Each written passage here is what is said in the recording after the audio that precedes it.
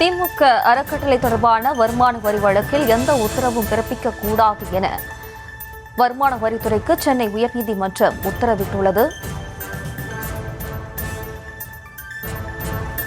இது தொடர்பான கூடுதல் விவரங்களோடு இணைக்கிறார் நமது செய்தியாளர் மதியழகன். வணக்கம் மதியழகன், இந்த வழக்கு தொடர்பான விவரம்.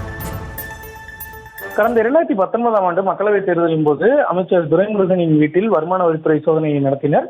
நிலையில் ஒருங்கிணைந்த விசாரணை நடத்த வேண்டும் என்ற காரணத்தை கூறி திமுக அறக்கட்டளைக்கு எதிரான வருமான வரி வழக்குகளின் விசாரணையையும் துரைமுருகன் தொடர்பான வழக்கு விசாரணையையும் வருமான வரித்துறையின் மத்திய சர்க்கிளுக்கு மாற்றி வருமான வரித்துறை உத்தரவிட்டது. இந்த உத்தரவுகளை எதிர்த்து திமுக அறக்கட்டளை சார்பில் தாக்கல் செய்யப்பட்ட வழக்கை விசாரித்த சென்னை உயர்நீதிமன்றம் விசாரணையை மத்திய சர்க்கிளுக்கு மாற்றி பிறப்பித்த உத்தரவை ரத்து செய்தது. இந்த உத்தரவை எதிர்த்து வருமான வரித்துறை தரப்பில் மேல்முறையீடு மனு தாக்கல் செய்யப்பட்டிருந்தது.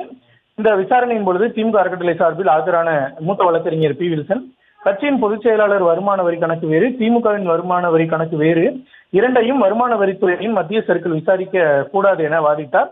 வழக்கை விசாரித்த தலைமை நீதிபதி MM ஸ்ரீவஸ்தவா, J. அருள்முருகன் அமர்வு இந்த மனு குறித்து பதிலளிக்கும்படி திமுக அறக்கட்டளைக்கு உத்தரவிட்டு விசாரணையை அக்டோபர் 28ஆம் தேதிக்கு ஒத்திவைத்தது. அதுவரை திமுக அறக்கட்டளை தொடர்பான வருமான வரி வழக்கில் எந்த உத்தரவும் பிறப்பிக்க கூடாது எனவும் வருமான வரித்துறைக்கு நீதிபதிகள் உத்தரவிட்டனர்.